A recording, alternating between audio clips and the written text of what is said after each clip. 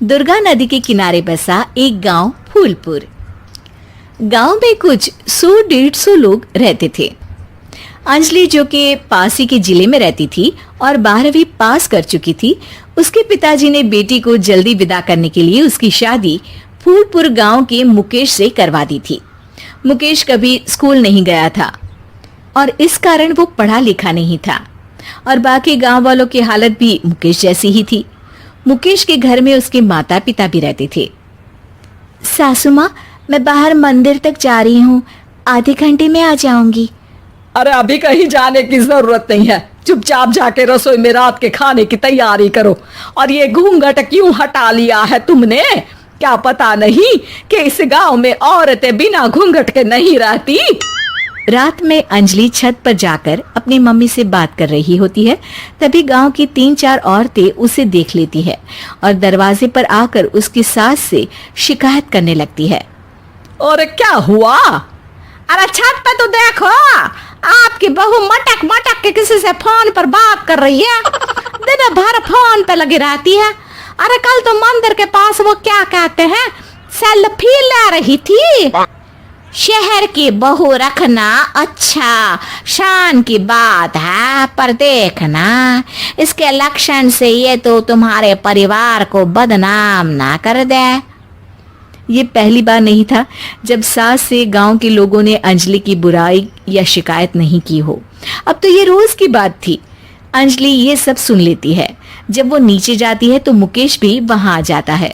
सास कहती है, बेटा, लोग घर आकर शिकायत करने लगे हैं बहू के कामों की, देख लो। पति हो, संयम से रखो इसे।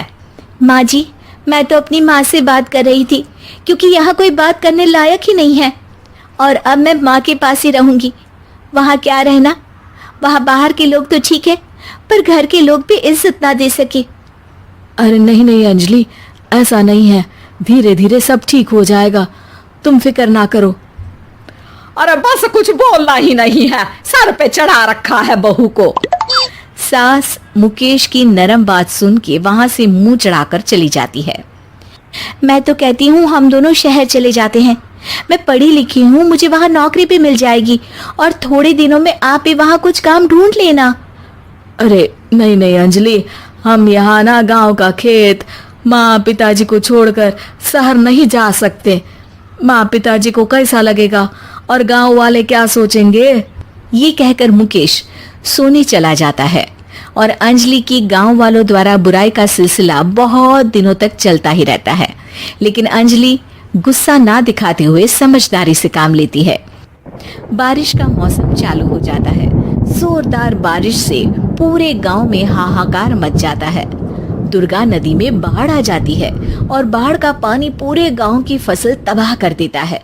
फसल की ये हालत देखकर गांव वाले निराश हो जाते हैं और बात तो यहाँ तक पहुँच जाती है कि कुछ लोग तो अंजलि को इस सब का दोषी ठहरा देते हैं। अरे पूरी फसल तबाह हो गई, पता नहीं किसकी नजर लग गई है। अरे जब से चौधरी परिवार में ये शहर की बहू आई है ना, तब से ही गांव की शांति चली गई है। इसके कर्म कांड से माँ दुर्गा नदी भी खुश नहीं है। ये सब सुनकर बेचारी अंजलि रोते हुए अपने घर चली जाती है। कुछ दिन बाद सभी गांव वाले अपनी फसल का मुआवजा लेकर अपने अपने घर आते हैं। मुकेश भी 1500 लेकर आता है। अंजलि को जब पासबुक दिखाता है तो अंजलि हैरान हो जाती है। अरे, ये पासबुक में तो उन्होंने 4000 की एंट्री करी है और आपको सिर्फ 1500 दिए। सच में?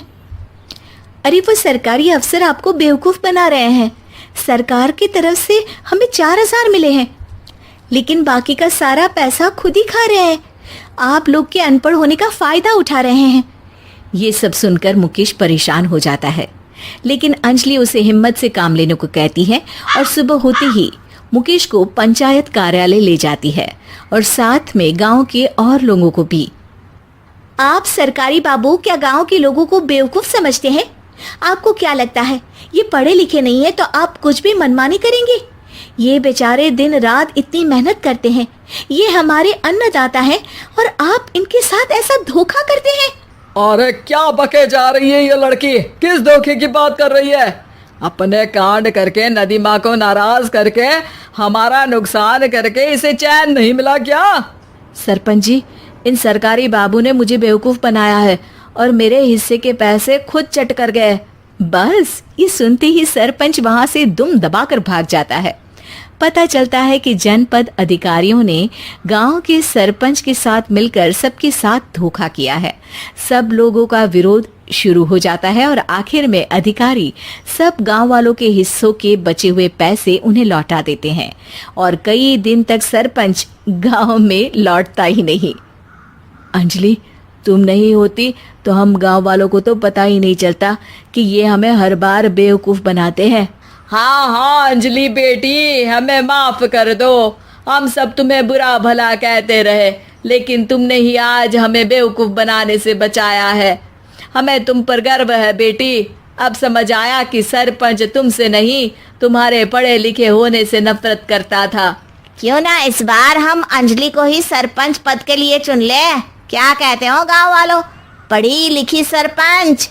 बस पूरा गांव अंजलि के लिए ताली बजाता है और अंजलि की सास उसे खुशी से गले लगा लेती है।